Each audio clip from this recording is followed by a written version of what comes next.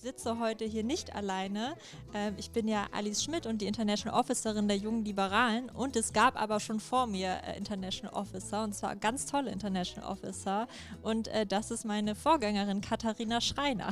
Genau, vielen Dank Alice. Du hast ja schon den Herrn Böhmermann erwähnt, aber tatsächlich, wir beide hatten ja schon ein bisschen früher an ihn gedacht und zwar, ich glaube das war 2016, 2015, als so diese ganze Geschichte war mit seinem Gedicht über Erdogan. Und tatsächlich, wir haben uns auf die Seite von Herrn Böhmermann damals gestellt. Wir waren damals in Istanbul gewesen mit IFRI, das ist die International Federation of Liberal Youth, hatten unseren Kongress, unsere Generalversammlung in Istanbul. Und da haben wir uns tatsächlich auf ihre Seite gestellt. Weißt du noch, wie es war? Ja, natürlich. Also erstmal habe ich natürlich Herrn Böhmermann bewundert, weil es ging um dieses bekannte, ich sag mal, gebt mal ein bei Google einfach Ziegengedicht und Erdogan und dann werdet ihr es lesen können. Und da ging es um ein Gedicht und er wurde daraufhin, es gibt in Deutschland ein Gesetz, nach dem man wegen sowas verurteilt werden kann, weil das eine Beleidigung eines Staatspräsidenten ist und das wollte Erdogan gegen ihn nutzen. Und da gab es dann eine große Bewegung in Deutschland, wie das denn sein könne, dass jemand Kritik übt in Deutschland und quasi dann von einem Diktator von außerhalb zurechtgewiesen wird. Und Angela Merkel hat sich da nicht so gut verhalten, weil sie ihn damals nicht beschützt hat. Und das haben wir so ein bisschen versucht quasi darzustellen in Istanbul. Wir waren nämlich zufällig da und auch mit Sven Gers, der auch lange Jahre bei IFRI zuständig war. Und da haben wir einfach, ich durfte Jan Böhmermann spielen, hatte also eine schöne Maske von Jan Böhmermann, dann hatten wir einen Erdogan, das war damals Sven Gerst, genau. Und wir hatten eine Angela Merkel, das war Barrett Roots. Und dann haben wir an verschiedenen prominenten Plätzen in Istanbul das nachgespielt, als würde Erdogan Jan Böhmermann quasi durch ganz Istanbul jagen. Und am Ende war es dann aber so, dass er dann einfach von Angela Merkel ausgeliefert wird an Erdogan, weil das nämlich quasi politisch so passiert ist. Das Lustige damals war, dass wir manchmal gefragt wurden in Istanbul, was wir hier denn gerade machen. Und unsere türkischen Freundinnen und Freunde haben dann immer gesagt, das ist ein Schulprojekt, das pro Erdogan ist. Ich weiß nicht, ob du das noch weißt, Katharina. Ja. Und es war ja auch gar nicht so einfach, das Ganze zu drehen. Zum einen, wie du ja schon sagst, musste das Ganze sehr schnell gehen. Das musste alles sehr schnell gedreht werden, bevor da tatsächlich die Polizei auf uns aufmerksam wird. Und tatsächlich, ich glaube, wir als Deutsche, also uns war es irgendwie wert, wir haben das riskiert. Wir wussten, wenn es irgendwelche Probleme gibt, dann werden wir halt auch die Konsequenzen dafür haben, aber was tatsächlich viel gefährlicher war unsere Partnerorganisation in der Türkei, die tatsächlich viel mehr zu verlieren hatte mit dieser Aktion weil tatsächlich es da etwas weniger Meinungsfreiheit gibt als in Deutschland und sie tatsächlich es riskiert hatten, dass sie entweder ihre Jobs verlieren oder ins Gefängnis gesteckt werden oder was auch immer. Und trotzdem haben sie sich dafür eingesetzt, trotzdem haben sie uns unterstützt, haben dieses Video mit uns gedreht, weil das besonders für sie auch wirklich deutlich wird, wie wichtig Meinungsfreiheit ist. Und von dieser Seite auch nochmal vielen, vielen Dank an unsere damaligen Freunde von unserer türkischen Organisation. Und auch die haben gesagt, Herr Böhmermann, Sie sollten Ihre Meinung sagen dürfen. Ja, ich muss zugeben, ich war seitdem nicht in der Türkei, habe es nicht riskiert, aber Katharina war nochmal da und hat es auch wieder zurückgeschafft, ganz offensichtlich. Aber damals hat der Bundesverband gesagt, dass die uns sonst auch freikaufen würden aus den Gefängnissen. Also da hatte man schon vorher ein bisschen was riskiert und überlegt, falls da was passiert. Genau. Ja, aber das Schöne ist ja, dass wir nicht nur zu zweit sind, sondern tatsächlich auch Menschen aus der Region gerade hier haben in der Streaming-WG.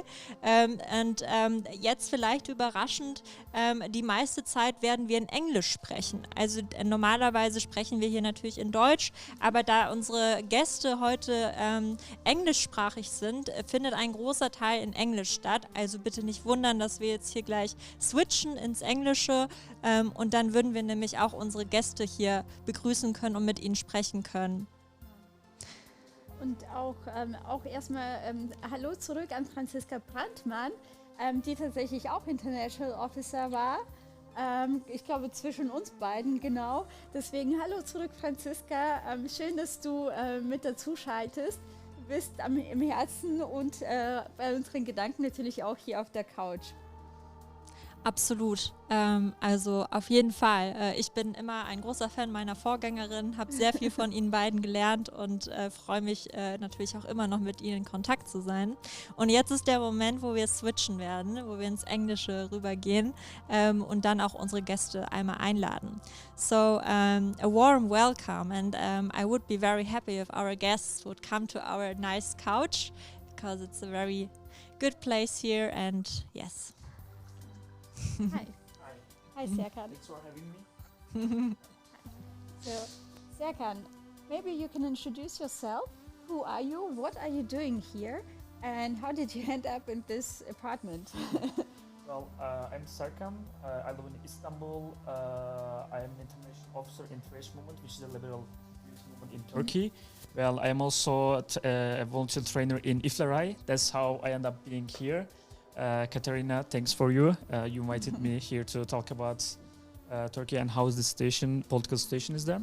Yeah. Okay. And I studied political science and history at Boğaziçi University, which was the center of the student protests this year. And maybe you said IFRI. For those who don't hear that word for the first time, of course, we have young liberals in Berlin. We have young liberals in Berlin, but there are also so many young liberals all around the world. And there are also like everywhere like political youth organizations like Julis, like Junge Liberale. And there is an umbrella organization. It's called IFRI. It's the International Federation of Liberal Youth. And it's like the umbrella organization of all those of all those youth organizations, and they are having, or we are having, a seminar this weekend here, and this is the reason why we have so many international guests and speakers here. And one of them is Serkan, Free Age Movement. You said you are from Istanbul, from Turkey. It's very easy for us in Germany to be a political youth organization. Maybe you can tell our audience, how is it to be a political youth organization in Turkey? Well, that's a very good question. Maybe you guys remember there was a Gezi protest which was happened in 2013. Our youth organization is one of the parties that went to the Gezi Park and start the protest. And it has been now almost 8 years. And in that 8 year, the political and civil society changed very much. The repression increased very much. Now, when we are making an event, we are making sure that we don't do something that would offend politically, and we have really limited space to. So what would happen if you would do something that would criticize Erdogan and the government? Well, actually, you can criticize Erdogan. That's but how can I say? Openly criticizing Erdogan might cause you to judicial. You can get taken into custody because the numbers are crazy. If you, how can I say, criticize in social media, you can get, how can I say, taken into custody. It might cause you some problem getting employment in government. So young people, because of that, fears being too much political in social media and other places. So we have that some kind of problem. So it's not that they are like attacking your family or like you have to be scared that you are landing in prison, but it's more that you feel that you are discriminated and you are not allowed to come into some positions and you are excluded of some things or some things that are important in your country, right? Well, yeah, I mean, there's no situation like they're gonna kidnap your family. I mean, there's no kind of situation in Turkey right now. And hopefully it doesn't get there. But for example, in students' protests, we were getting scholarship from the government, and when you get into custody, they just simply stop giving scholarship to you. I mean, it's just a political decision. For example, you cannot stay in government dormitories if you are protesting against against Erdogan, and you get into the custody. But other than that, like threatening your family and other things, no, we don't have that right now. So what is your motivation? Why are you still doing that when you are risking a lot? I mean, you are risking some positions, maybe a career. So why are you doing that? Because we are too tired of having a political system that doesn't respect human rights, and the situation in Turkey right now, the political corruption, the institutions, I mean, it's very bad. So we want to have a Turkey that is more democratic, that has a leadership that respects human rights. So we insist for a future, actually. I mean, because we don't anything to lose anymore. I mean, we don't want to leave Turkey because it's our homeland. We feel kind of attachment to it. So other than fighting, we don't have any choice. So you said that you are studying at an university, and I know that it's a special university, right? Can you maybe explain a little bit about that? Yeah, Boğaziçi University was one of the first American mission school that established overseas. And after 1970s, it was given by Americans to Turkey, and Turkey established a government university, a state university. And in Boğaziçi University has always been known as liberal tendencies. We have many students that from different political aspects, political spectrum, and different backgrounds. For example, in student movement, you could see someone who is religious, and people holding LGBT flags. Because there's a common ground. There's a common ground that we all agree on. And it's one of the institutions that people believe when you get into Boğaziçi University, you can have a good career. So there was a political appointment in January this year, which caused many outrage in our university. There was a rector appointment. So I mean, it caused us, protesting the government. Yeah. Okay. So what do you think what happened in the Turkish society? Because I mean, some years ago we wanted to have Turkey as a part of the European Union, and now it feels like this discussion would be 30 years away, because it's such a different situation there compared to the past. What do you think? What happened and why did it happen? Because it was still Erdogan. Well, it's really a very difficult question, because the relationship between EU and Turkey is, I mean, just think about 2002 when Erdogan came into power. In Europe, they were all praising Erdogan's leadership because he was more democratic. He was, trying to include all of the society. He was trying to change the institutional system, in which military was very powerful. But but Erdogan always had a plan in his mind. So I think Turkish society become much more polarized. But now, when I look at new generation, I kind of see that they are much more connected with Europe. I mean, the Western society. But I mean, talking about Turkey and you is very difficult because there's so many aspects, culturally, politically, economically. It's kind of relationship that you cannot go just leave. Yeah. And what is your impression? Do you think it's getting more into a liberal way, or do you think that it is getting more and more repressive currently? Situation in Turkey. Well, actually, now the political we're gonna have election in 2013, and now the opposition seems winning in every scenario. So Erdogan stands no chance right now, according to estimations, of course. If something would not happen, bad happen. So I think we still believe that in the next election, the government will change. Erdogan will lose, and after that, I expect Turkey to be more democratic and liberal. But it's still something that we should fight for. I mean, even though it seems that Erdogan is not doing good in polls, does not mean that he's going to yield the power very easily. Okay.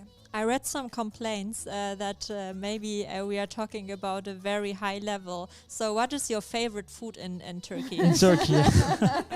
Okay. Well, I can say... oh, that's a very, very hard question, actually. Or maybe like we are here in Berlin, and today for lunch we had döner, which Döner, was like invented in Berlin. So how was it for you, like for a Turk, to eat a döner from Berlin?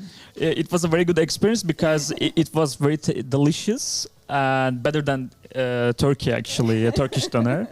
I mean, well, I really like Turkish cuisine, so I mean, I have... In my mind, I'm just thinking, which one should I choose? Maybe like would be a very cliche answer, but kebab is, one of my favorites. I really like kebab. Yeah. Also, there are vegetarian foods like in Asian side we have many different foods. Yeah. And what is the most annoying thing here in Germany for you? Oh. You won't be angry, you can say everything. Well, there are many ATMs because in Istanbul, in every state, you have an ATM. So it's very fine to find ATM. And well, other than that, I really like Berlin and Germany. It's like the streets, and it's much more greener than Istanbul. That's why I love. Yeah, other than that, it's really cool. And Berlin nights, of course, is crazy. Yeah, I heard you were partying, right? Yeah. I mean, you want to tell us details? Well, well, there wasn't so much clubs open, but I think one of the wonderful thing about Berlin, you always can find interesting things behind doors. So, yeah. Sounds good. You mentioned Asian food. Alice, I'm getting a bit hungry. So yeah, I'm also getting hungry, and so we thought it's a cool thing to have some food here, which is maybe which is okay with our political positions, or which defines it somehow, and that's the reason I found a Tibetan restaurant here in Berlin. Of course, in Berlin we have every country.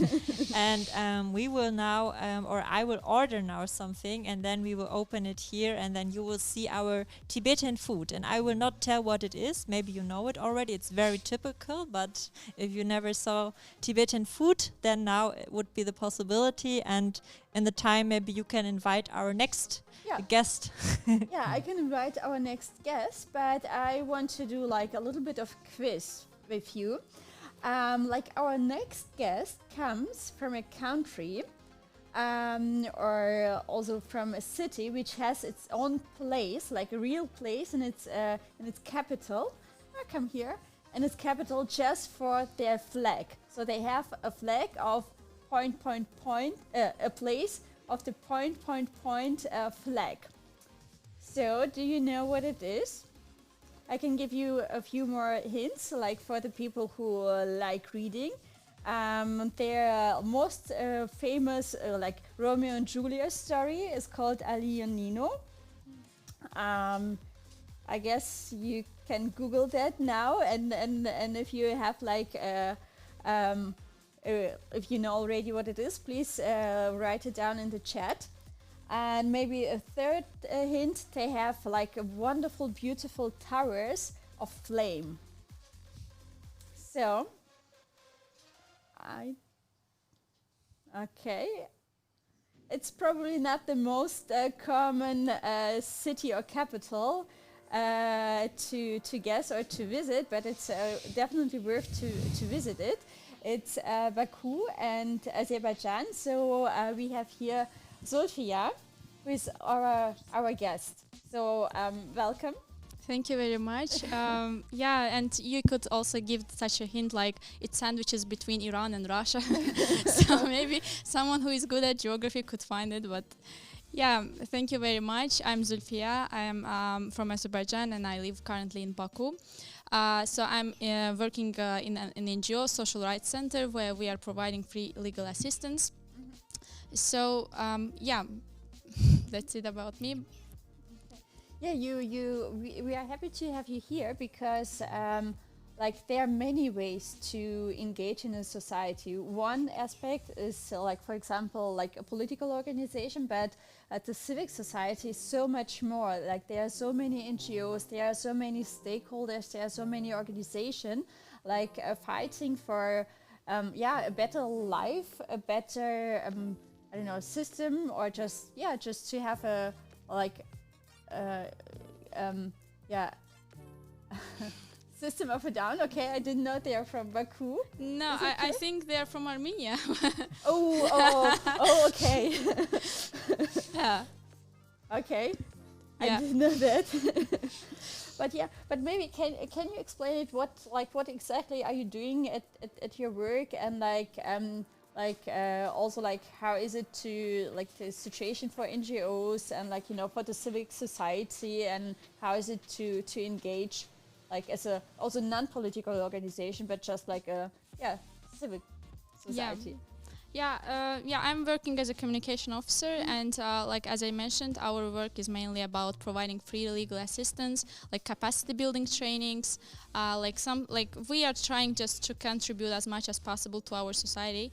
And nowadays we are more focusing on labor rights because we think that during pandemic there were many violations, and people lost their jobs and they were in a very bad situation, but they didn't know their rights and how to protect themselves. So that's why we thought that this year we should focus on more that topic. And in terms of civil society, I think it's very important to have a strong civil society in every country, but unfortunately in Azerbaijan the situation is very bad, but because we have very much limitations. For example, as an NGO we can't get registration, which means we can't have many resources to access from international donors as well as from locals because of our activities that we do, because if we get from pro-governmental parts, we might get recommendations to topics, but we want to focus on more what we think it's right. So yeah, this is limited, and we also think that having strong civil society also increases public control. If there are many people who are actively engaged to decision making, also to everything that happening in the society, then of course they are engaged, they can influence. Because in our society, for example, since there is not so much space to speak such topics, social media is very important. And I see that, for example, if some people engaged, they have influence to the situation. So that's why we are trying to develop the society in order to have them engaged and to put them to provide them resources and capacity to participate in engage in decision making and many civic activities. And I think the limitation that we have also limits our resources, which means we can't reach more people. And on the other side, it limits the capacity of people. People can't develop themselves so much. And this is like a huge gap. And we can't basically reach more people, especially in regions. So. But you mentioned also social media, and you also said it's in the sandwich between Iran and Russia.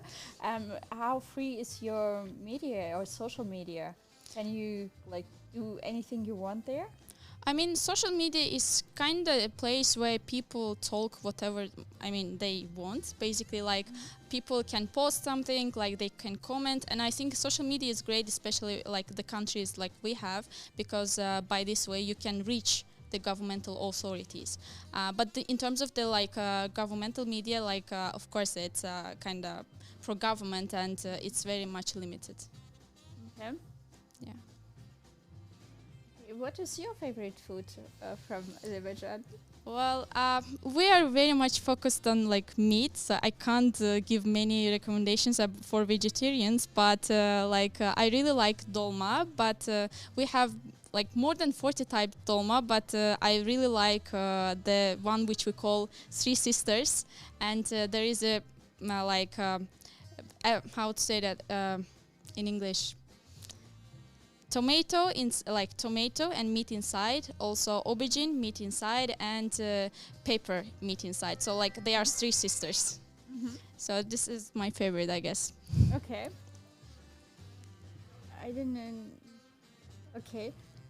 There's a question about the aggression against Armenia and war of crimes. I don't know if you if it would be a good idea to talk about it well here.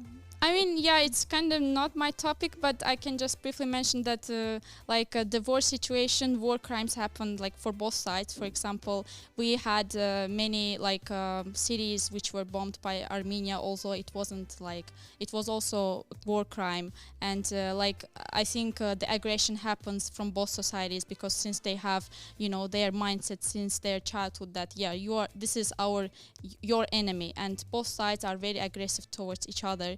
So it's very in the war situation there is no winner and loser. There are always losers, and both sides always have victims of the war. So that's why I wouldn't say that it's just aggression of Azerbaijan against Armenia. I think the aggression exists in both sides. Mm-hmm.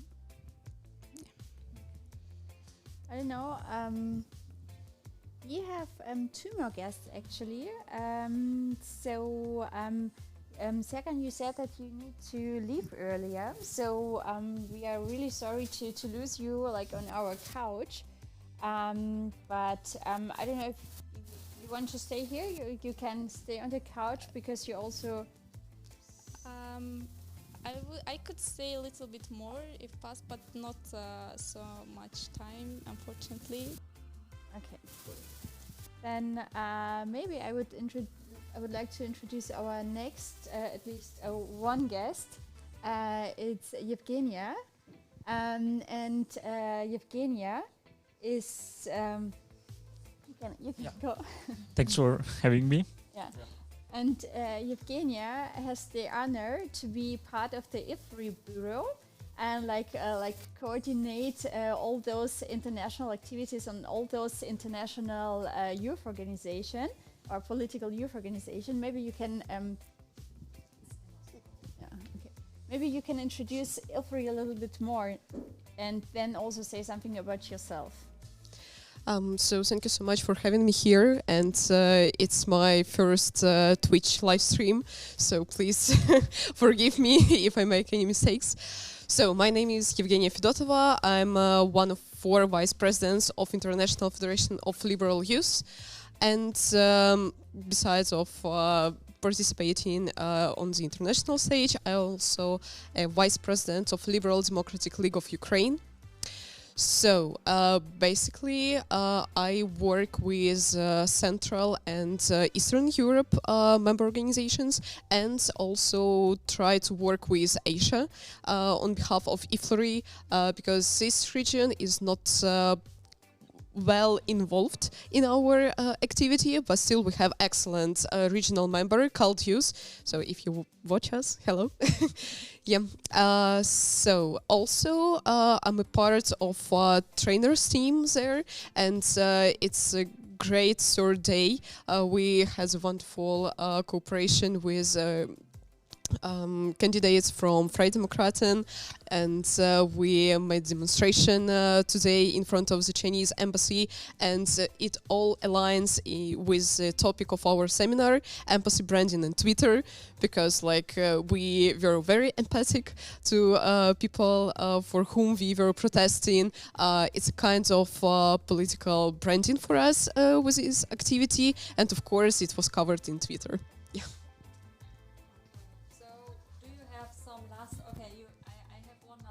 Yeah.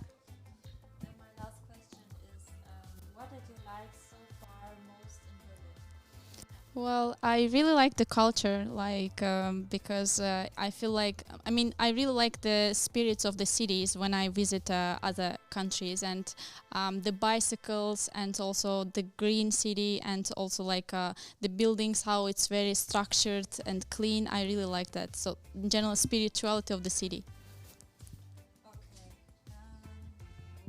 Okay, I'm sorry. I think my question wasn't heard. So my question was what you liked about Berlin, but I think everyone could assume that from your answer. So thank you very much for being here with us. Me. And now Thank you. I know you had a very strong day, a very hard day, because Katharina made a very good program, of course. But it is for Alice, for the best candidate. Yeah. Of course, when I have a big group of IFRI people around, I force them to go with me to Marzahn-Hellersdorf, and there we went to the houses and gave the flyer to the people, and now I hope they will all vote for me and for Roman and for Anja and for all our candidates. So for the people who are thinking, hey, why is Alice talking in English? So strange. She can speak German to us. We are in Germany. So it is because we are here today with English guests. And that's the reason we are speaking now in English. So this is, of course, an exemption. Normally we speak here in German, but this time we thought it's nice to speak with our guests in English. So don't be surprised about that. I have one question for you, Jane, because some years ago I was in a training in Ukraine. And I asked, okay, what should I buy from Ukraine? What should I bring to my relatives? And everyone said, you should buy the chocolate of the president. And so I bought a lot of chocolate from the president. And my question is, do you have still that chocolate from the president? Or what is now the thing to buy in Ukraine? So, of course, you still can go and buy some chocolate from, can I say name of this? Yeah, so it's not paid. There are a lot of stores of Roshen, and some people find it's okay chocolate, but I would recommend chocolate from the western part of Ukraine, like Swedish and some private companies, because all of these chocolates are handmade, and it's better to support some local producers, and because also they pay attention to the package. All package is made from craft paper, and maybe it's more ecological as well, because when it's mass production, as in case with Roshen, they just don't care about ecology, unfortunately. So I can still buy the chocolate? Sure, not only chocolate, you can buy Kiev cake, maybe the most famous. You can buy liqueur and other alcohol beverages. But you know who is doing the same? Donald Trump. Because when I was at the airport in Atlanta, I saw there a big shop just with Donald Trump chocolate, Donald Trump clothes, and everything what you could wish for from Donald Trump. So maybe some presidents have something in common when they produce chocolate. But you can't buy chocolate Petro Poroshenko, no. No, not like to this extent. Okay. So maybe we have a business idea for Merkel now. So yeah, like chocolate farewell party. Yeah. So, what did you like so far, or what did you like about Berlin for the last? Or have you been here before in Berlin? Yeah, I was here before. It was 9 years ago, and I must admit that Berlin has changed, like from my perspective, to the better direction. But still, Berlin is very exuberant city. Like you feel energized every moment you're in Berlin. And for me, like I can feel these Eastern European vibes, and it really makes me comfy here. Yeah, what exactly did changed? Oh, so there are more pandas in Berlin Zoo, and like I can assume that metro system a bit improved, and like airports is very well developed now. Previously, like it was smaller. So and maybe like Alexanderplatz still the same. Yeah, but you know some classic scenes should stay. Here's another question for you. What's my main language? Okay, so do I speak like a lot of people in Ukraine, mostly Russian, or do I speak Ukrainian? So I consider myself as a young politician. That's why I decided for myself after the Revolution of Dignity that took place in Ukraine in 2014 that like I must speak Ukrainian. Like when I deliver speech, when I meet with people, I need to speak Ukrainian. And, you know, I really enjoy my native language. That's why I prefer speaking Ukrainian. But if some people address me in Russian, unfortunately, I will reply in Russian. But I believe that in 10 years, all people in Ukraine will choose more Ukrainians than Russian. And that is my prediction. You talked about your first visit to Berlin, and actually, the first time I was in Ukraine, it was in Kiev. It was actually another IFRI event. I don't know if you were there with us, if you also participated, but it was actually, I guess, half a year or 1 year after like the big protests at Maidan. And we had our general assembly at the Hotel Ukraine.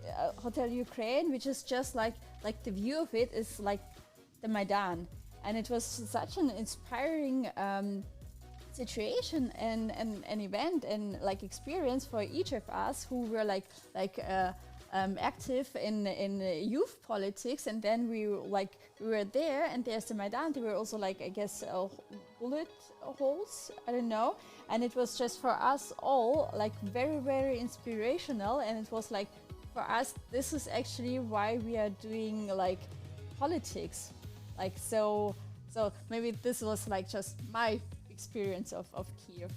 Yeah, it was very inspiring. Thank you so much for this feedback. It matters a lot because you know like Ukrainians always need to prove that we are still pro-European, because our government, like the newly elected government, decided to turn us back to eastern direction, unfortunately back to Russia, back to China, and that is where we are not aligned with our government, because civil society is very pro-European. We want to join NATO, European Union, but unfortunately for some politicians, Chinese money are more attractive.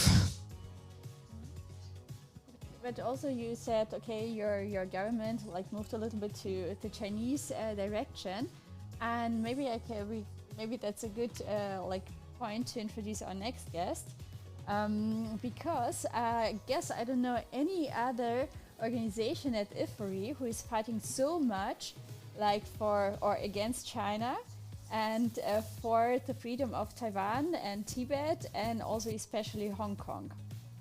Yeah, just one correction, because we are not fighting against China, of course, Sorry. as a country, but against the government of China. So all the Chinese people for me they are friends, and I hope to give them inspiration and to support them in their maybe freedom rights. And so I always try to differentiate. But of course, oftentimes people think, okay, junge Liberale are against China. But I want to underline, I'm not against China. And I think no junge Liberale would say that he wouldn't like to talk to a Chinese person. So, yeah. And I'm very happy to have someone from that region here. Please feel invited. Yep. Hello. Hi. Hi. Glacier. Hi. I'm Glacier Kwong. I'm a Hong Kong I'm a Hong Kong made activist. Basically, I was born and raised in Hong Kong, and I'm still doing activism from abroad. And here in Germany for Hong Kong, I'm doing a PhD in law in Hamburg, and that's why I'm in Germany. And currently, the situation in Hong Kong, it's too bad that I cannot go back, or I risk going directly into jail. So I'm currently living in self-imposed exile here in Germany. Yep. So this is something about me. I think that's really like, I think no one can feel that, because we in Germany, I can go to, I demonstrated today with you together against what is happening in China, and no one said anything. You know, the police was standing around and said, hey, have fun, and everyone was fine with it. But in other countries, and when I listened to people from Hong Kong and what they did and what they went through, it's very intense. I think one of the most emotional moments within Junge Liberale was when we had an opposition from Hong Kong in our federal Congress, and we sang together "Do You Hear the People Sing?" One of the songs. Do you have associations with that song? Yes, that song actually was quite popular in the protest in Hong Kong. I think it started from 2014 when the Umbrella movement in Hong Kong broke out. That was a movement that is fighting for genuine democracy and universal suffrage in Hong Kong at the time.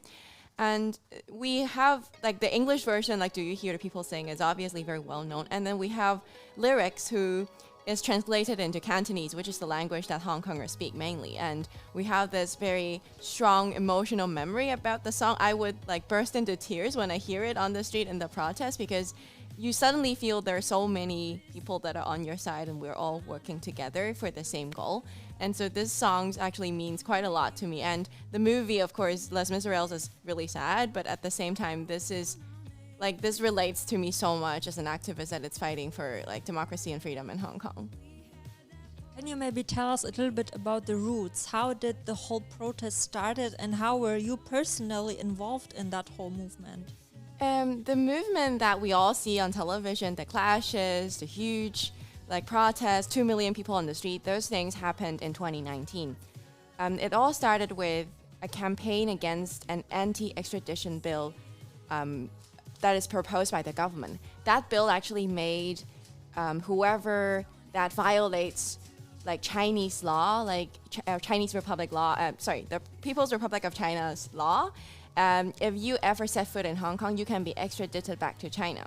That means activists on the ground who have been fighting for human rights or criticize China, or foreign activists that maybe just like switching flights in Hong Kong, they might be extradited. So we find that to be a great problem. And at the beginning, nobody thought the campaign would be successful because the civil society at the time was not doing really well.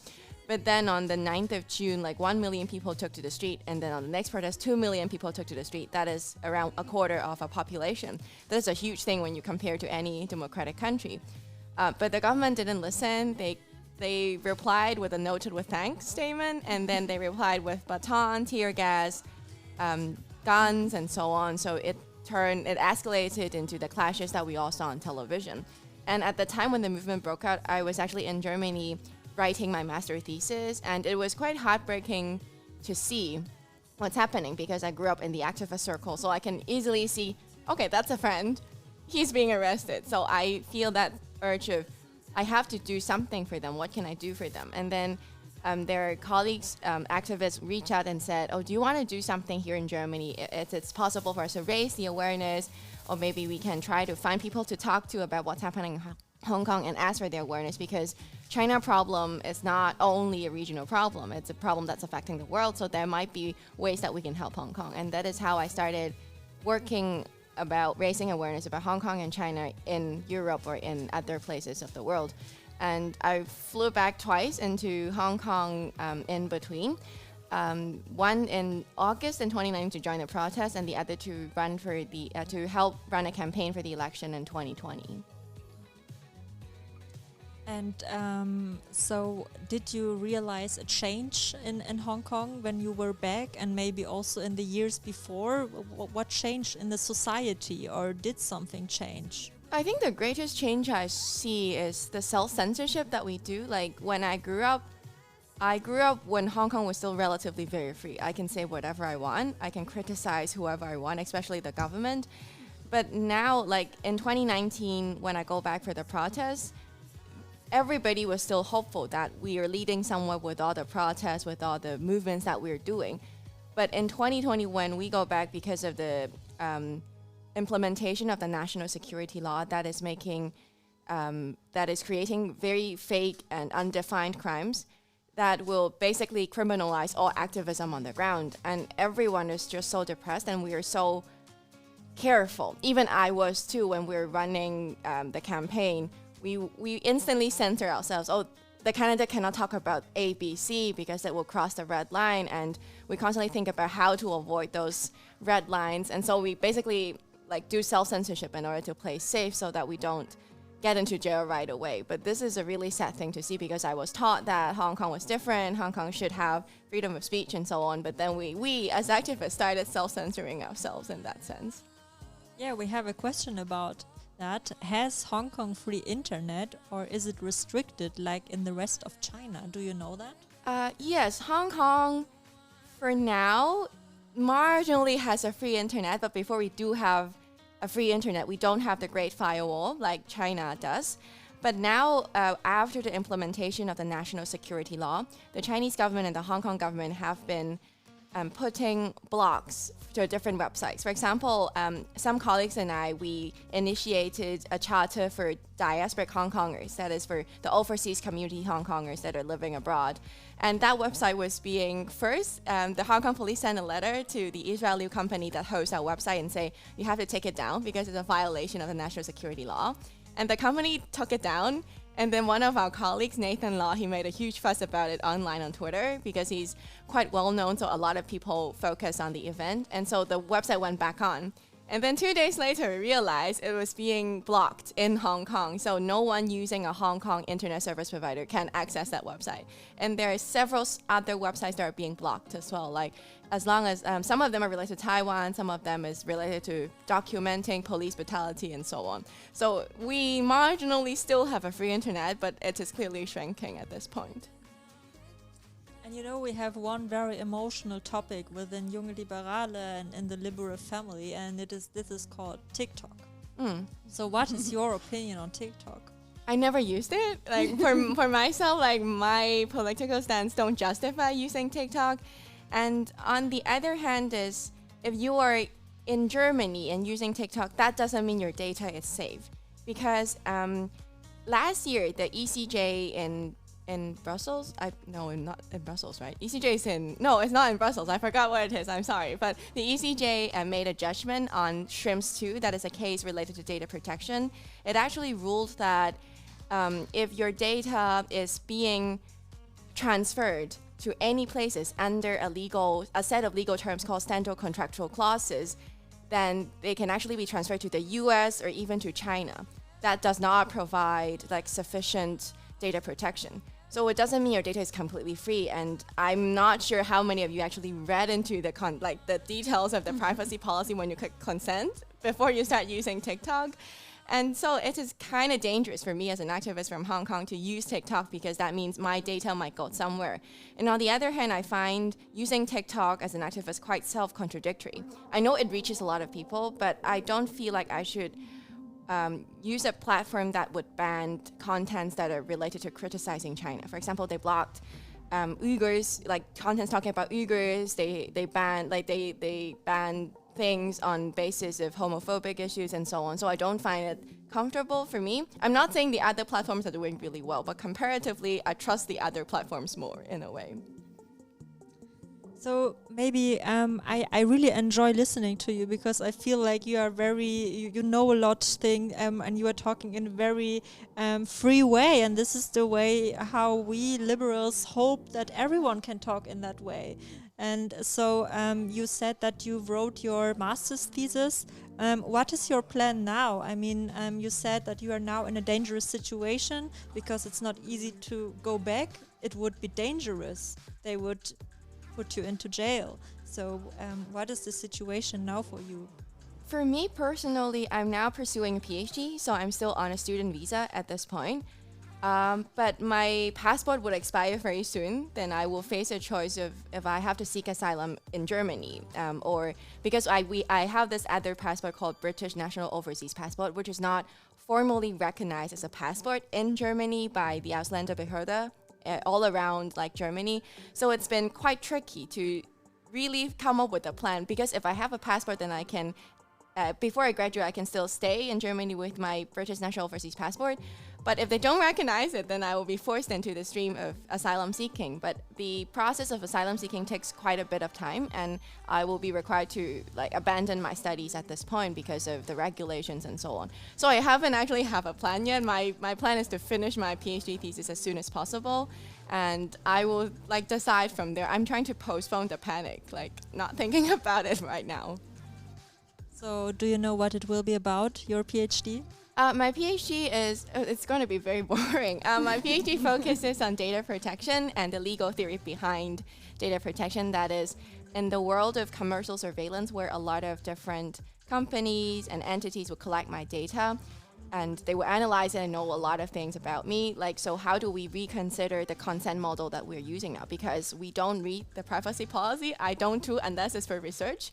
So basically, it would be not very fair to the consumers or for the users to just click consent and then give all away our data.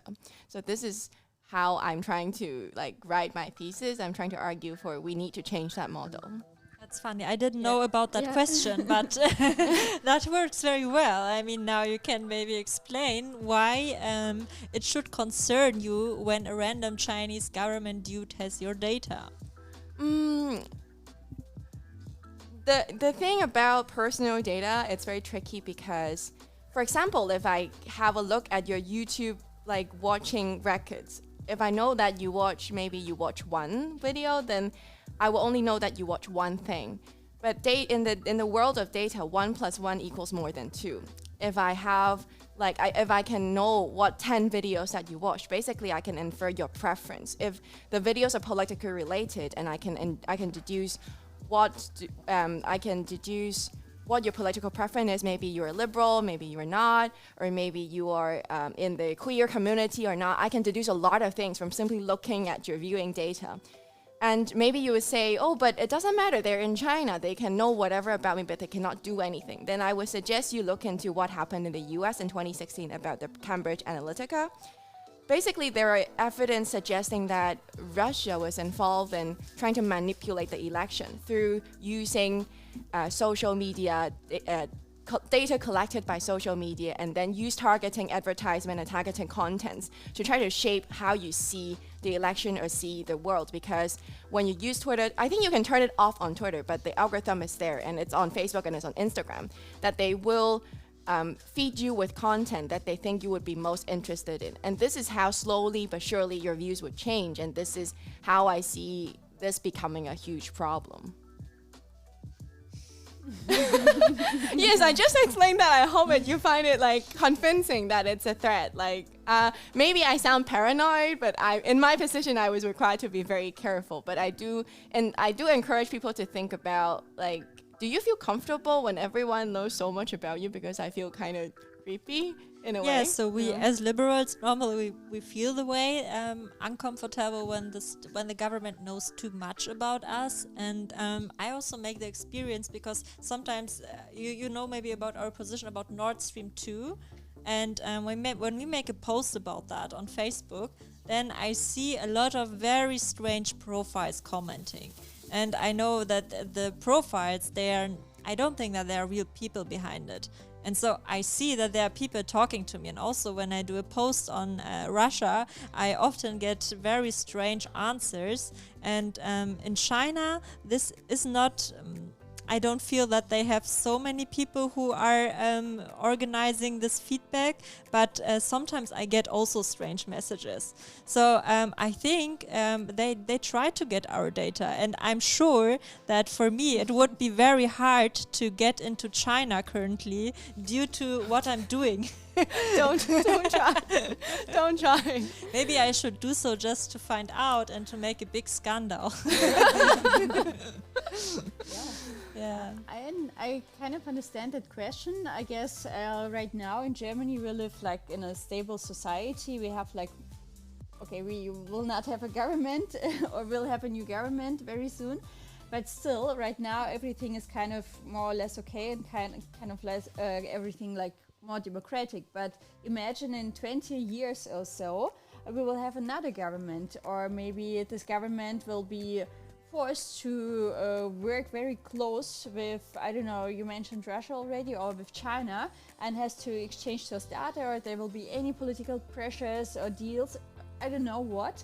And then suddenly, like, the German government has to act, you know, on me, and will have like a history of 20 years of my personal data, and they will know everything. They will like know my preferences. They will know maybe they want to like put a spy on me, or maybe they want to manipulate me.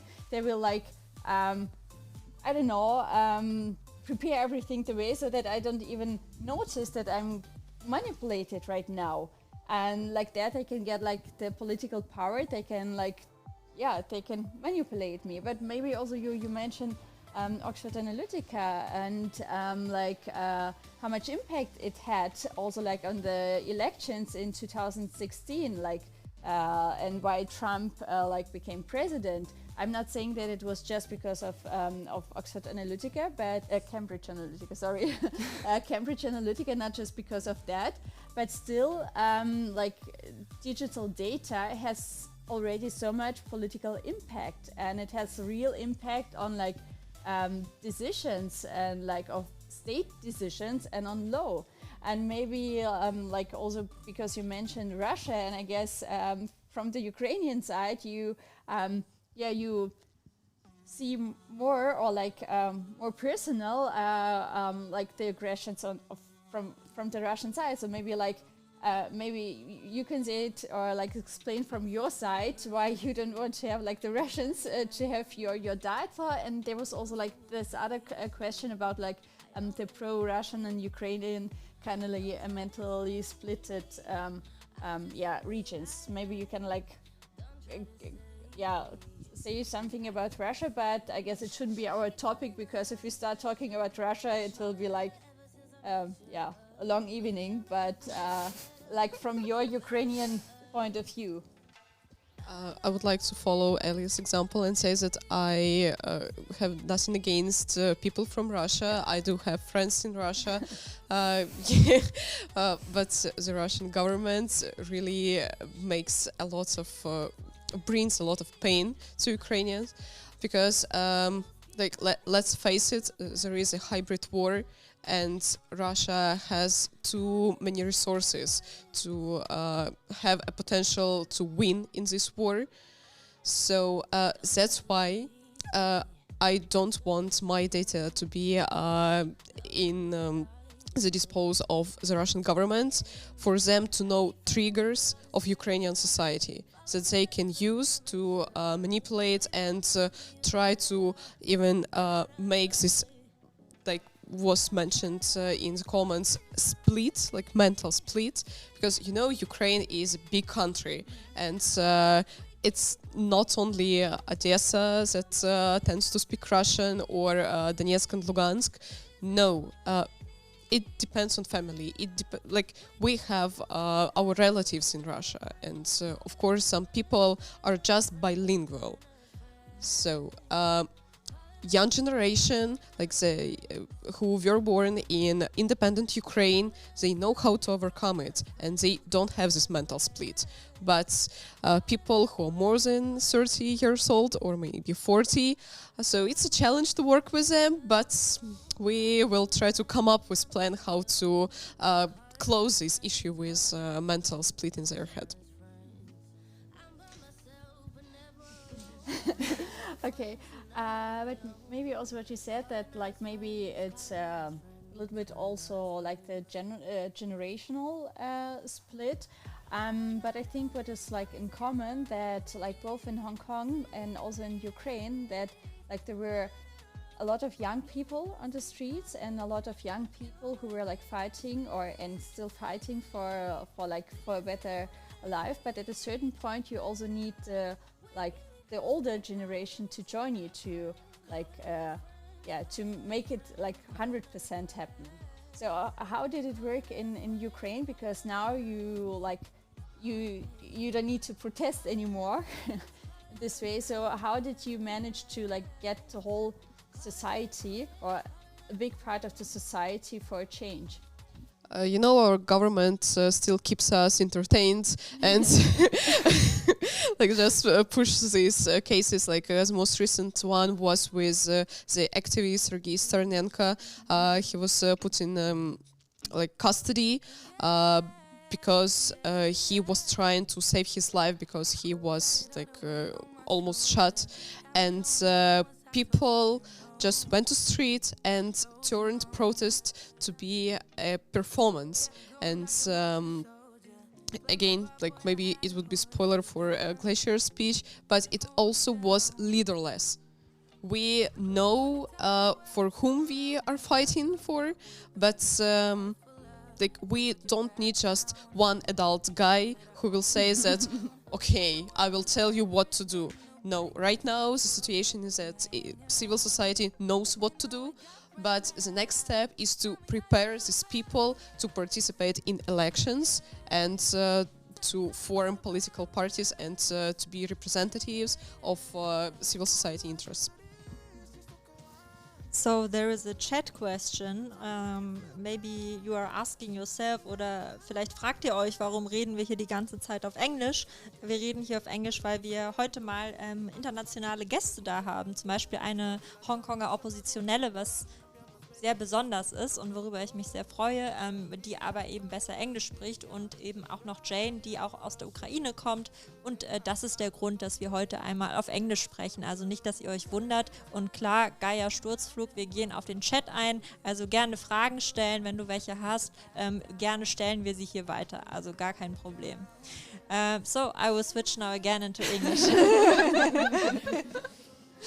Yeah, so if you are asking yourself how about the food, I got the bad message that it will take longer. Do you have Lieferando, or like, because okay, you don't know Lieferando? Okay. I know. That's how I survive.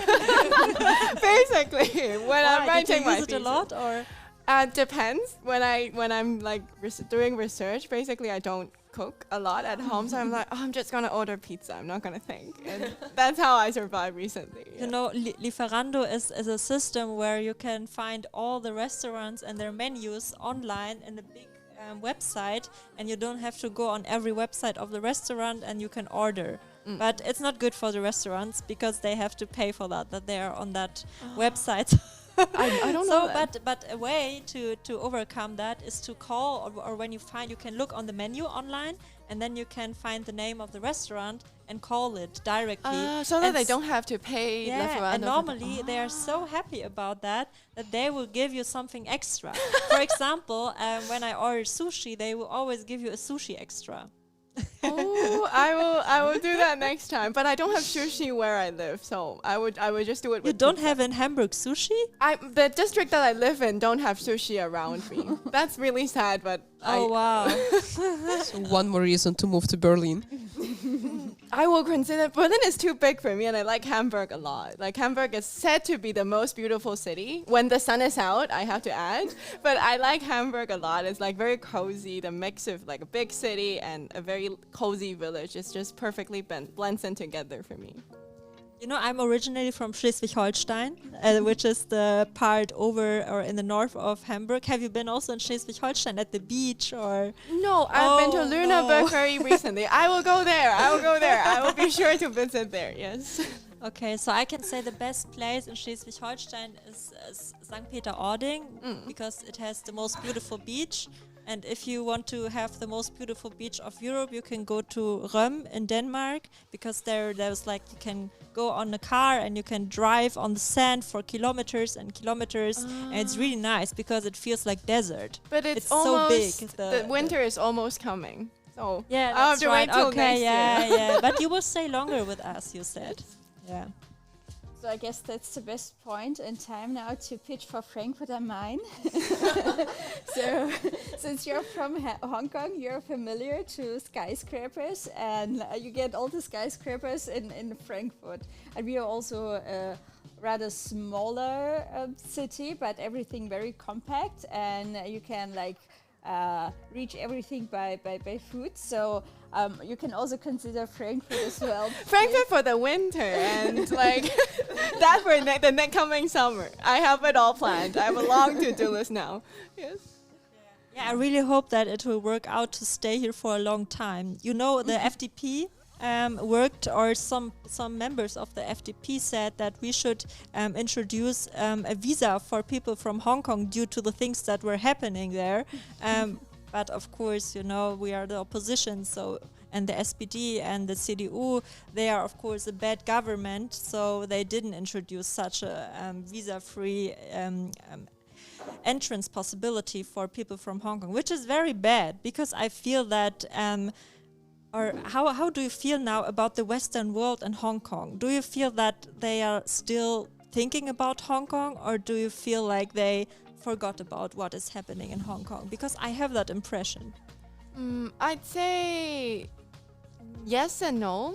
On one hand, what you say is true. Like Germany haven't introduced any like safe harbor programs for Hong Kongers. Like the U.S. did. The U.S. implement like new policies, not like identical to safe harbor, and the UK has it, Canada has it, Australia has it. So it's like, I don't feel like the West have like, or the free world have forgotten Hong Kong. It's just that there are other issues they have in mind that are like closer, more imminent. For example, COVID for sure, Afghanistan for sure. And there are so many things that are happening all at once in the world. And with the election coming up, it's normal for me to see that Hong Kong is like fading out of the main picture. And of course, I'm a bit frustrated because that's my hometown. Of course, I feel, oh, it's the most pressing thing for me, but I understand it's not the same for everyone.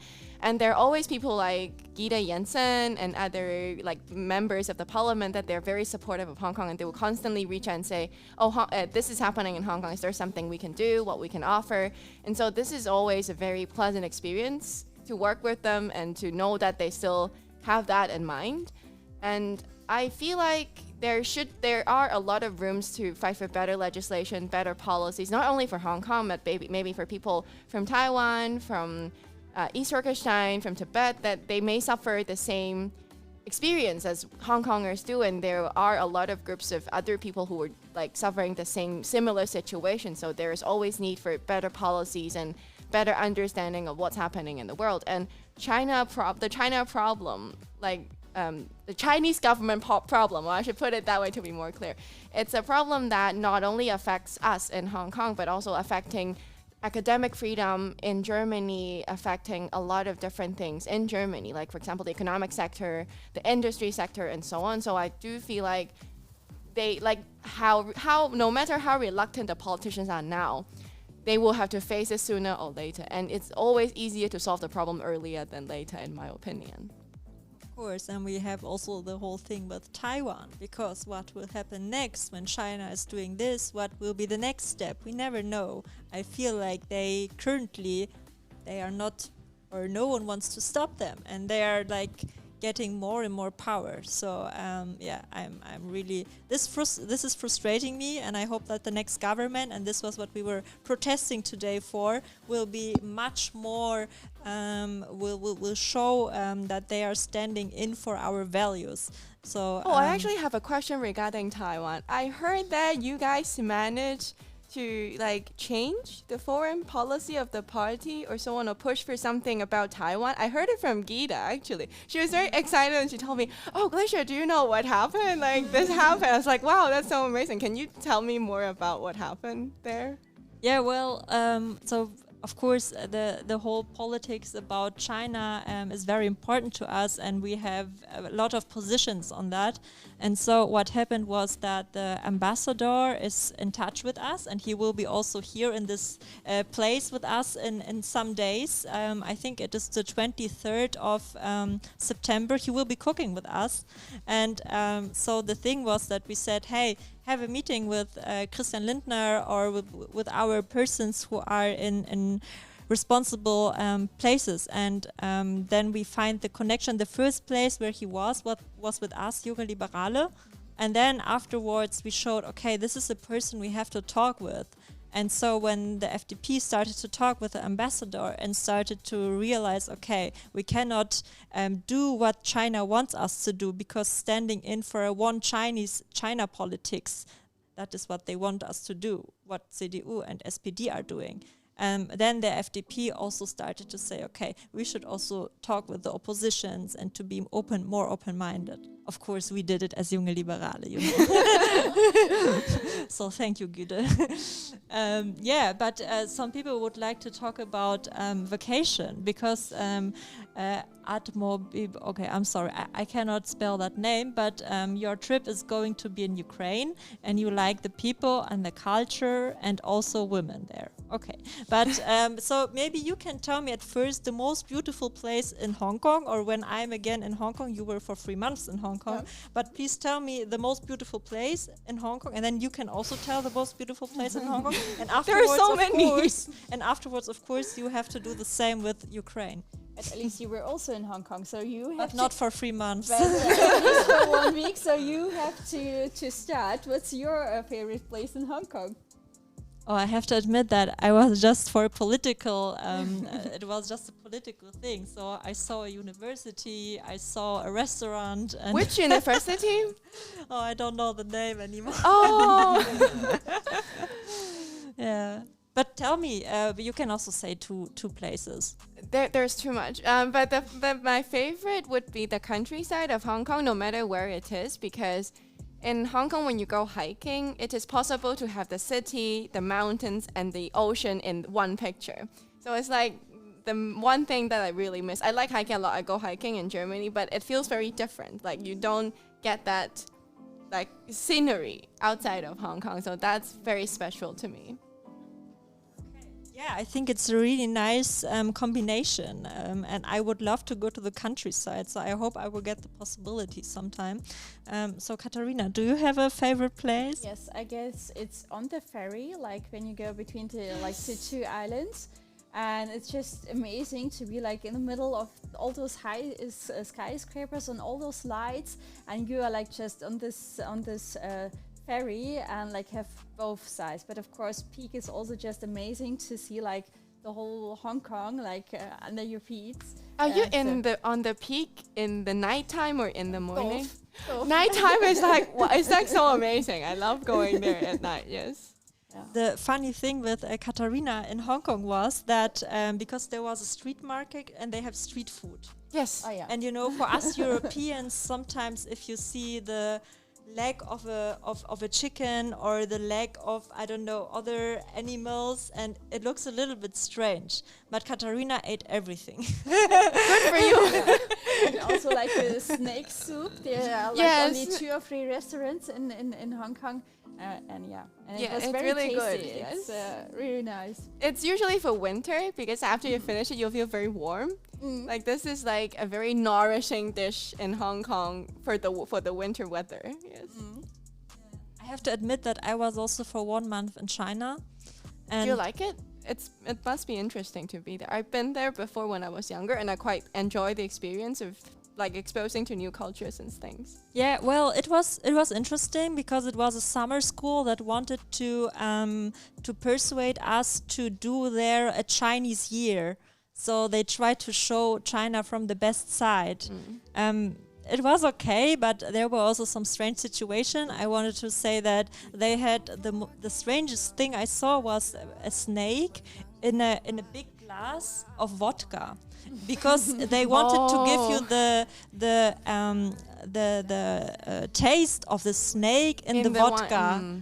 And so you could see the dead snake, and then the person gave you vodka, and then a shot. And then you had a shot. Yeah, but the bar, the name of the bar was Snake Bar, and there was a guy standing there, a very not nice guy, but he sent another guy to me and said to me that the man over there is interested in me. And I was like, what? Okay. But it looked like it was something normal there, that they sent some people over there, and then I don't know what would have happened next, because I said I'm not interested. So the situation was over then. But okay, but now we will go to Ukraine. So what is the most beautiful place in Ukraine? Like, I'm from Kiev, so for me Kiev is the most beautiful place in Ukraine, but like winter is coming, so probably go to Bukovel and enjoy snowboarding and skiing and maybe skating. Yeah, still we have mountains.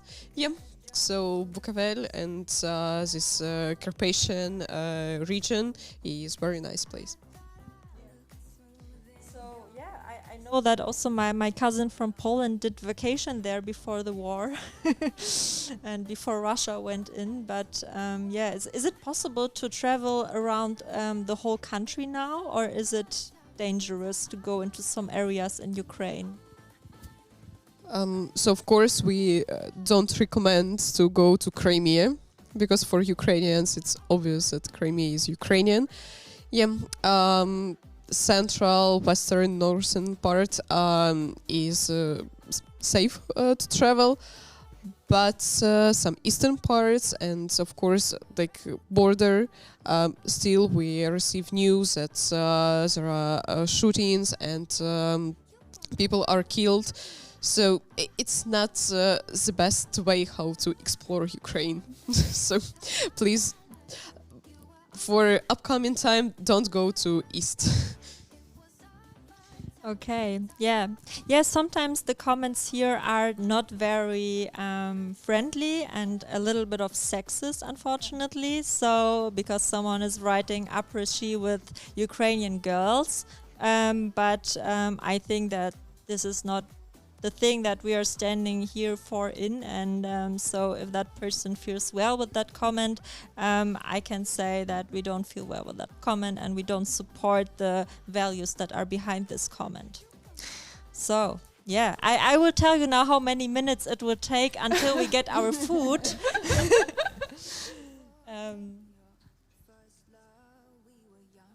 It's a final countdown.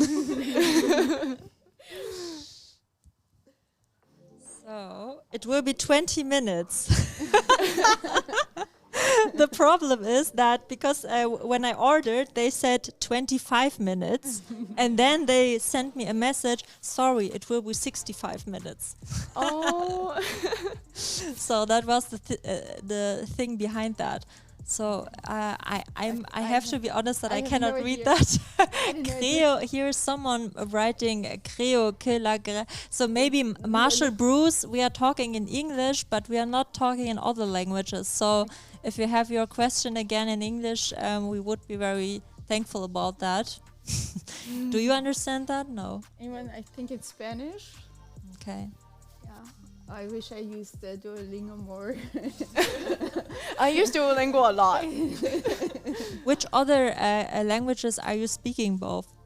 I speak Cantonese, that's what I'm born into, Mandarin, and also English, and a bit of German. Yeah. A bit. Are you learning, or I'm learning. or are you avoiding? Depends. I'm learning, but it really depends on, because I study in English, I'm writing my thesis in English, so my environment is surrounded by English at work and studying. So and I'm very sad that when I try to speak with my friends in German, they're like, Glacier, you sound very slow and you sound dumb in German. Maybe we can talk in English. Like they get very impatient with me because I'm trying to the grammar rule. Let me get this right. Like, where do I put the verb, or where do I put something, or is the word going behind, or like? And they're like, just speak in English. It's fine. We understand. And I'm like, oh, but I need to practice. But like, no, we can't do this now. You have to speak in English. But I have been forcing my friends to text with me in German so that at least I get to text. And they're not happy too because I'm responding too slow. But I'm learning. I'm still learning to like speak it fluently. But I think it will take me some time before I can talk about Hong Kong in German. Okay, yeah, sounds good. And finally, we have the Tibetan food. No, this is not Tibetan food. Yeah, so can you maybe say something about you, because you just joined us and brought us food. Yeah, so I'm the girl that brought some appetizers. My name is Caroline. Normally I'm behind the cameras, but I thought it would be nice if I'll join you here. So, yeah. I don't know. I don't really know what to say, but all right. I think this is actually really interesting with China and all the datas. So, like, my question now is, because I did the graphics today for the demo, and like, I do have a Chinese smartphone. So, can I go to China if I wanted to, or am I blocked for like? What do you mean by having a Chinese smartphone? Huawei. I would say if you're working in the field of politics with younger liberals and sometimes with the FDP, No chance. I would suggest not. From my perspective, it's better to be safe than sorry in a way. But you can still try to apply for the visa. Let's see if they give it to you. If they don't, then don't try. If they do, you can take your own chances. Yeah. I think I'm not sure about the settings on a Huawei phone. I never had one, but I feel very uncomfortable as well with Huawei in a way. And like, you know, like my stance is like I'm gonna avoid anything that put me into risk because of my like own situation. But I understand like it's convenient in a way, but I maybe try to apply for visa first and then see if they give it to you and you can decide. It's actually okay if I can't travel to China, because I'm really afraid of snakes actually. So no, really. So they are already dead? Yeah, I would be dead. Wait. That was not nice of you. No, I was speaking about snakes. The snakes yeah, I are thought already you said, dead. I thought you said like, okay, if you don't like snakes, why are you still alive? Like, okay. Yeah, but I think this is really interesting actually. That with all the TikTok and stuff, because so many young people do Use TikTok. Yeah, use TikTok, and yeah, this is horrible. I understand why. Like, I'm addicted to Instagram, to be honest. So I understand Same. the joy of having social media. But I think I'm too old. I don't understand the dance on TikTok. Like, I saw those videos people repost from TikTok to Instagram. I'm like, why are all the people doing the same thing? Like the makeover challenges or something, and the dance. I'm just like very confused, and I just feel like I'm too old. I'm still doing pictures with words. Like, post a picture and then type a caption, and then that's how I use my Instagram account. And clearly it's not how they do it now. I kind of feel old. Like, I don't understand social media now. Yeah, all right. Like, I do like the social media stuff for the Junge Liberale, like with Laura and Julius, and like it's a big team. But I'm the only one getting paid for that. Yeah, but that's actually really cool. So I do know how to use that, and I don't really know why it's transferred from TikTok to Instagram and like all the way around. And I don't know. Like Alexandra said, it's cringe. But maybe like Marshall is asking, or like is mentioning a good point. Like he's asking about the Chinese stock market and like also companies in like we had the discussion before, but like it's I guess also for Germany, like the question on the one hand it has economic interests, and on the other side, of course, we want to fight for human rights and should actually not tolerate it. What's happening there? So I don't know. Do you have like any advice, like how to deal like in this conflict between like economic growth or not growth, but economic opportunities, and then also like the values which we have, also like as the European Union, and of course like each country which signed like the Declaration of Human Rights. So like how can we like make it happen that it kind of works together? I don't know. I'd say the values for me always come first, because dealing with the Chinese government right now, money or conscience, you only get to keep one. You can't have both, basically. It is mainly due to the fact that the system in China is not as the way that we understand it in the free world in Germany. In China, even the market itself, it's a tool for the party to control in order to allocate resources. So it's not a free market or not a marginally free market as we thought the word market would mean. And so in the no matter it's the stock market or it's like companies like Huawei, Xiaomi and other things, they have to ultimately answer to the government instead of the consumers or the market. So the market is not the invisible hand as we know it in China. It is the government's hand, basically. And when you're dealing with China, like for example, European Union was trying to conclude an investment deal with China. The term seems pretty fine, like they're encouraging China to open the market, level playing grounds and so on. But the problem is there are a lot of subtext in China when you're doing business as a foreign firm in China. There have been a lot of efforts trying to open the Chinese market. There were a bunch of foreign investors going into China when China first opened its markets. But then they all leave. They didn't survive the market. The reason is not they're not competitive, but that they cannot compete with the government subsidies behind the background, or they don't have the relationship, personal relationship, or maybe even bribery that are happening in the background. And that's why they never work. And on the other hand, engaging with China like that is actually giving a false sense of legitimacy to China.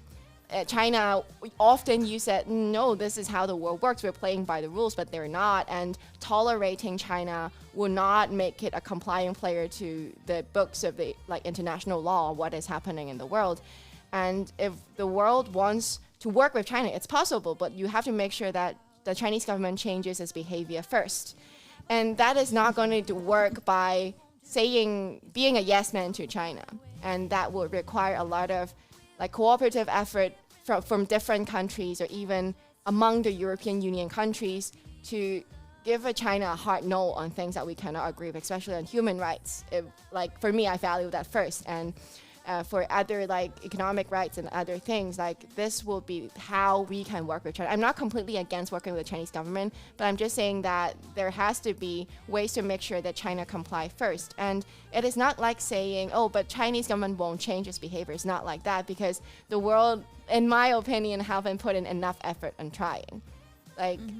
We have the situation that seems to be like the new Cold War, the neutral, only happens in a couple of years, and that's a very short time in policy making or for us to see the effect of if China will change its behavior. Recently, I think there is an example I can share that how it will work. For example, recently China was thinking about implementing an anti-sanction law in Hong Kong.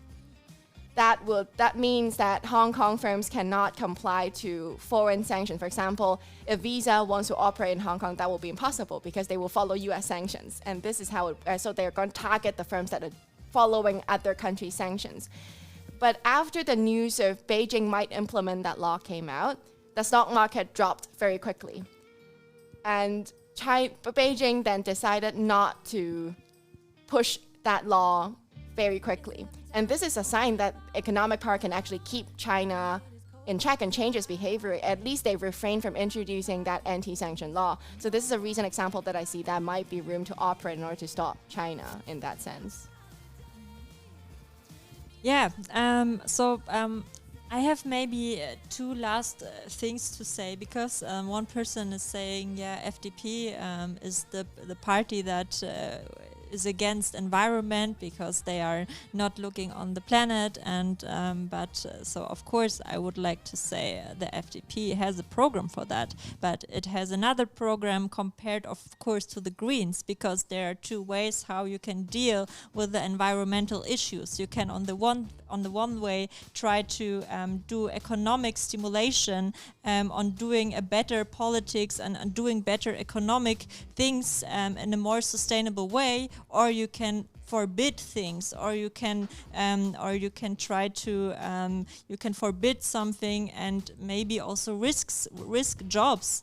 So I think the better way is still trying to have on a market level the whole sustainability topic, and the FDP has a lot of ideas how we can introduce that in this way, because of course, I think I want to I want to enjoy flying still. I don't want to stop using planes, and I think that we cannot forbid people to fly. So I think we have to find a way how flying can be sustainable. So to the person Verox, I would say that the FDP wants to make it possible to fly, but to make it sustainable.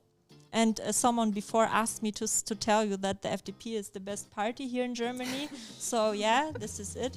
And I have unfortunately one bad message to make, because I had a look on my cell phone, and Lieferando wrote me that it took still again more time, and I don't want to let you wait here for hours, but I will promise that we will make a photo from what we ordered from the Tibetan restaurant, and maybe you want to tell us what I ordered, because you know it and you were very excited about that. Yes, I really like momos. Like momos is like dumplings, but I never went to Tibet, but I've been to like friends who make momos. So I like momos a lot, and they're one of the best food, I think. So we will post on Junge Liberale. I hope this is possible. Julius is saying yes. We will post later on photos of momos and how we are eating momos. So sorry for that. And do you have final words to say to us as our guests? So thank you so much for having having Glacier today. And it was so comfortable to speak out some inner concerns and international concerns. So, I hope that next time we will have the same chat, but in Ukraine. So, welcome. I have maybe one last question. I think you also wanted to say something. No, I don't. Thank you for having us. Basically, I had fun. So, but we do have a ritual in this streaming video. So, this is our Polaroid camera, and every guest we have here in the streaming video will have a photo on the wall. So, if you could move together, I will make a photo of all of you, and then, yeah.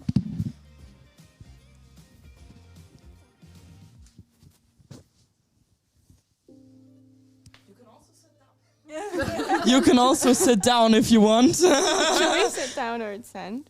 Yeah, I guess it's okay. All right. Yeah. Maybe like friends. like do a pose like or something. I don't know.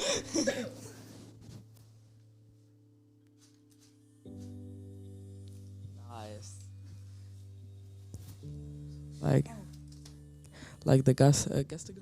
I'm sorry, I forgot about one thing. You have to tell us what will the FDP, how much percent will we gain in the elections on the 26th of September? How many percent do you think are we getting? am I in any position to guess about German politics?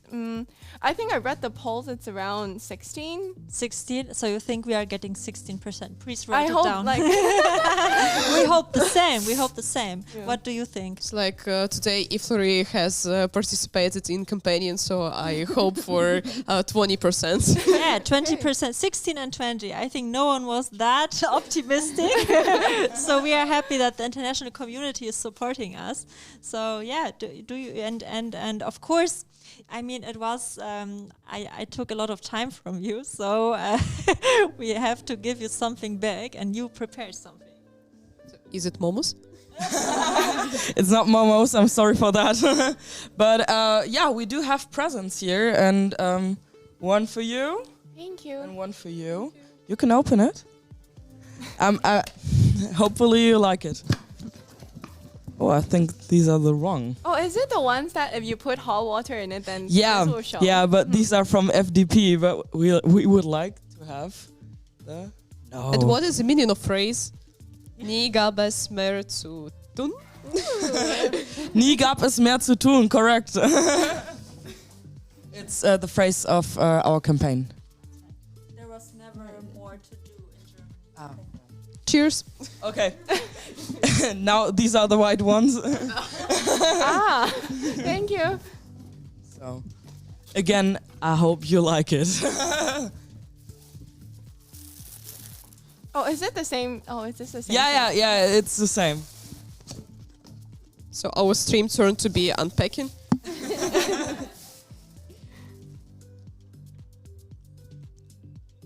So the correct translation is future is possible only with freedom. Yeah, right. Well done. So, also the photo is ready and it's beautiful. Look, wonderful. Okay. Yeah. So goodbye, and I